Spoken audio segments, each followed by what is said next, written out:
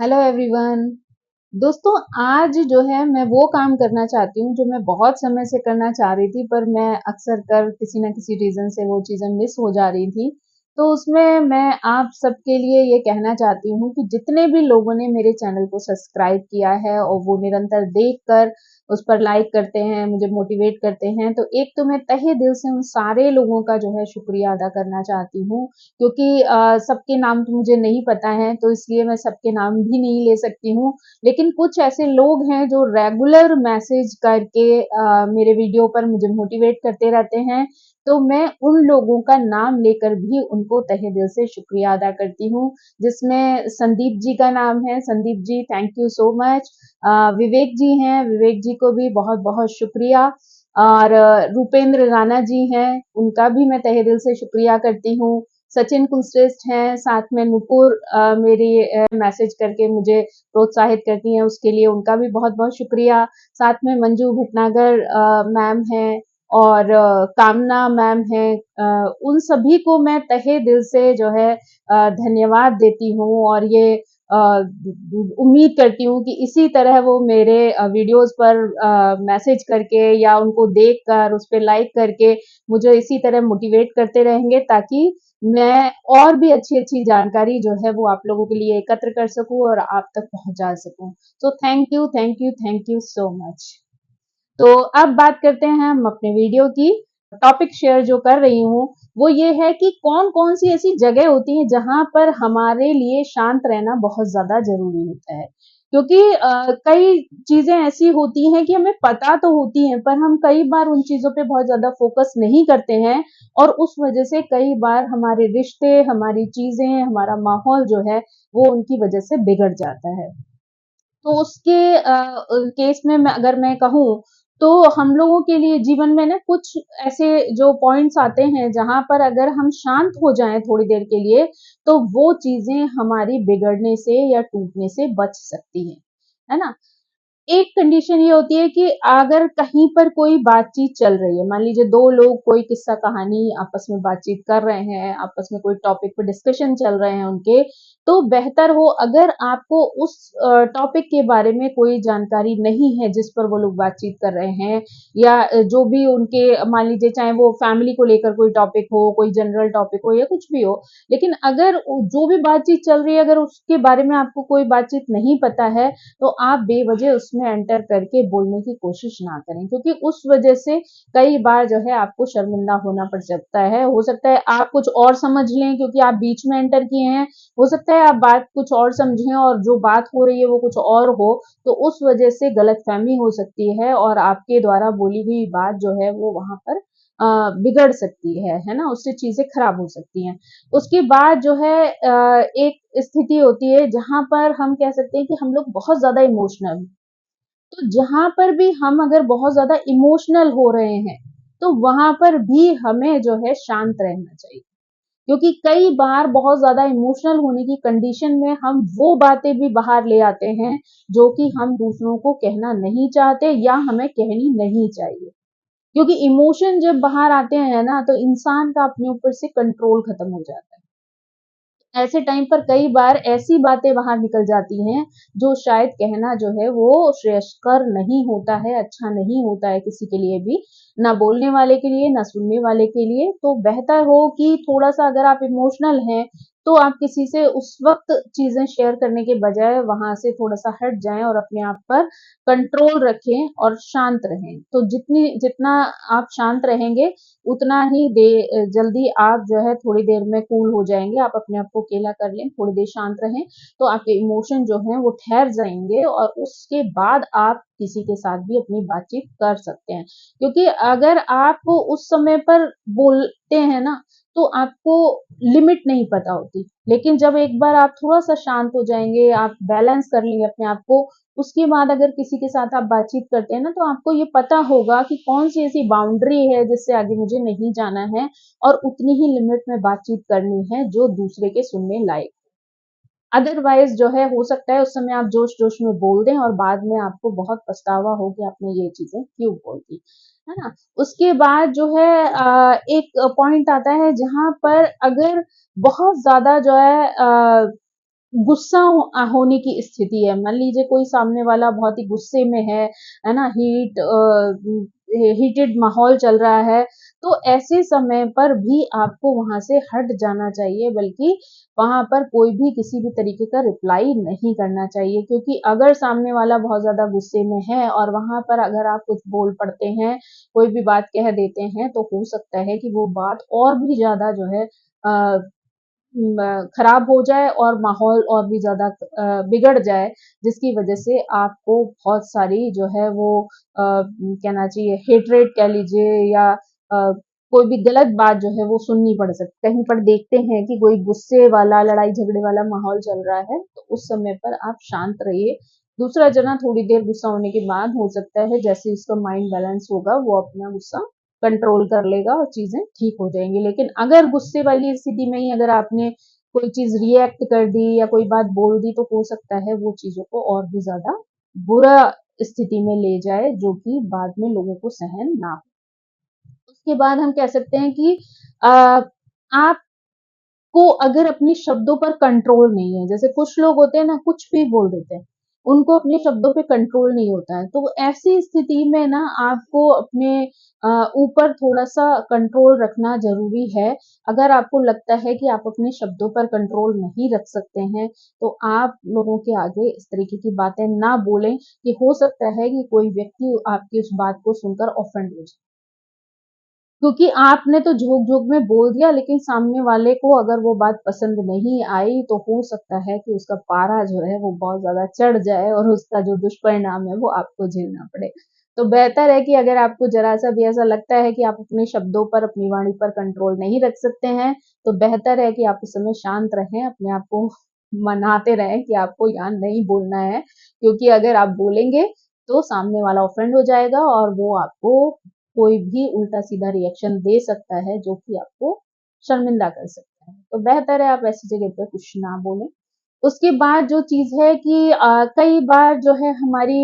बहुत गहरी, बहुत अच्छी, बहुत प्यारी-सी दोस्ती होती है, लेकिन आपने देखा होगा कि कई बार सिर्फ़ और सिर्फ़ बोलने की दोस्ती जो है उसमें दरार आ जाती है, रिश्ता खराब होने की स्टेज पर पहुँच जाता है। तो बेहतर ये हो कि अगर आपकी दोस्ती बहुत अच्छी है, बहुत प्यारी है, बहुत मीठी है, तो अगर आपको कभी कोई बात ऐसी लगती भी है जो आपको पसंद नहीं है, बेहतर हो कि आप उस समय पर थोड़ा-सा शांत रहें, क्योंकि आपका जो इतना गहरा और पुराना रिश्ता है, वो आपकी एक छोटी-सी बात की वजह से टूट सकता है।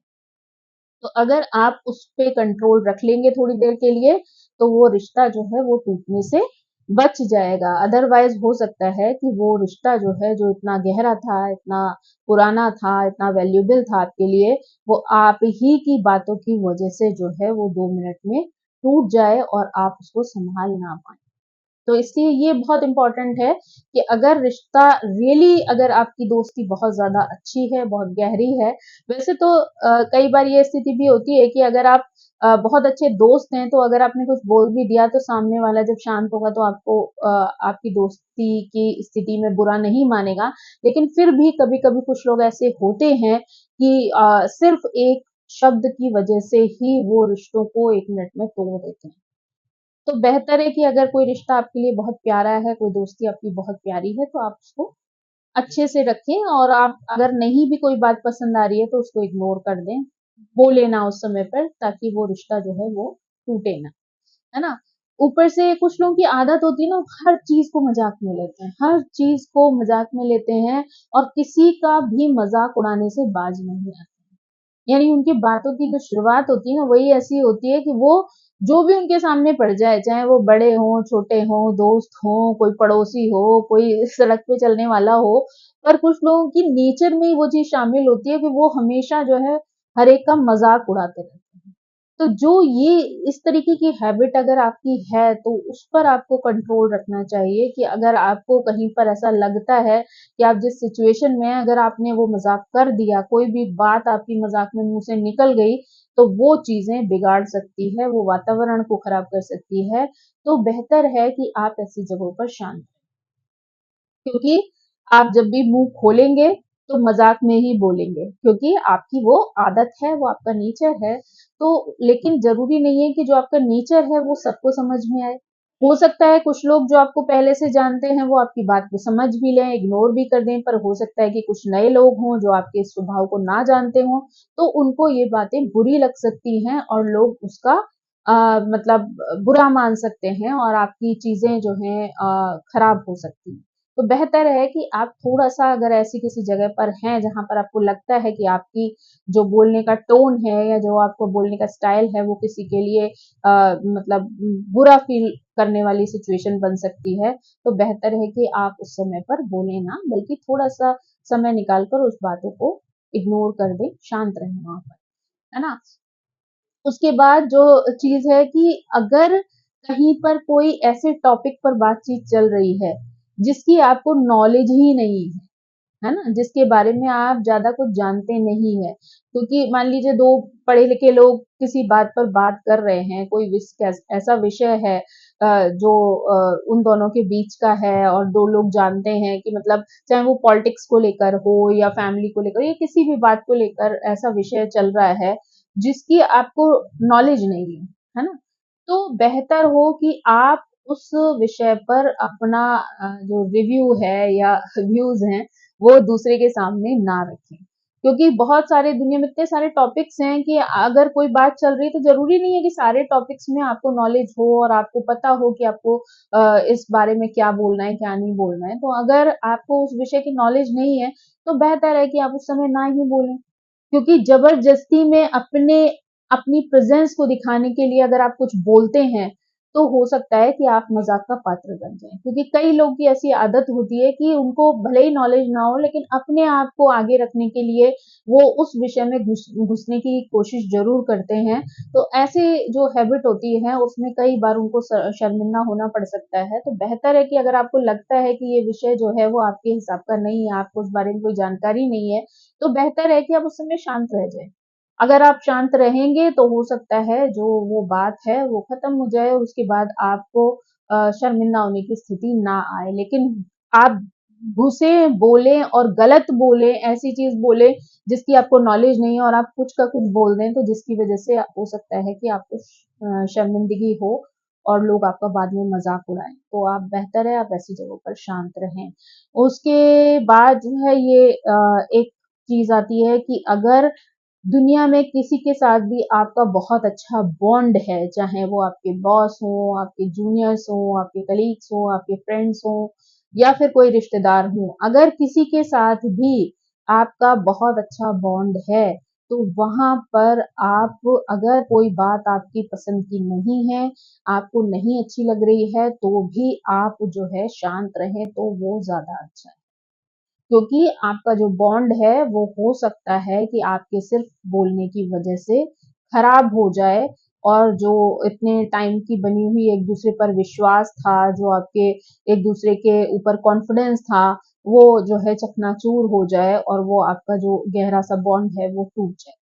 तो बेहतर ये है कि आप जो है ऐसी जगहों पर अगर आपको लगता है कि इससे आपके बॉन्ड में जो है